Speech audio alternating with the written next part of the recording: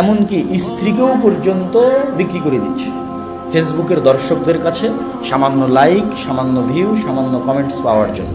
সেলিব্রিটিদের সংসার কেন টিকে না?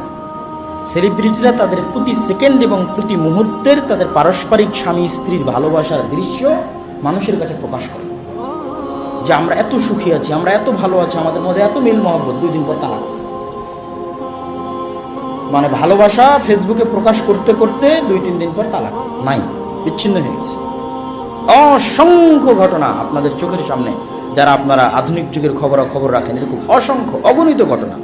আধুনিক যুগে মোবাইল আসার কারণে, ফেসবুক আসার কারণে, ইউটিউব, টুইটার আসার কারণে মানুষের মধ্যে প্রদর্শনী, নিজের আর কোনো পার্সোনালিটি বা প্রাইভেসি আর মানুষ ভুলে গেছে। যে আমার ব্যক্তিত্ব এবং আমার নিজস্ব একটা জগৎ আছে, যেটা শুধু আমার জন্য, এটা মানুষ হারিয়ে ফেলেছে।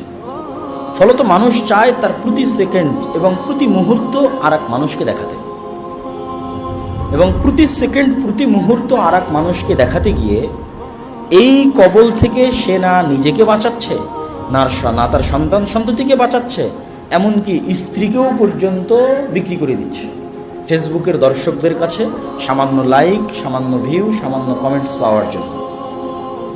এবং প্রতিনিয়ত ছবি পোস্ট, সেলফি, এটা এক প্রকার মানসিক রোগ।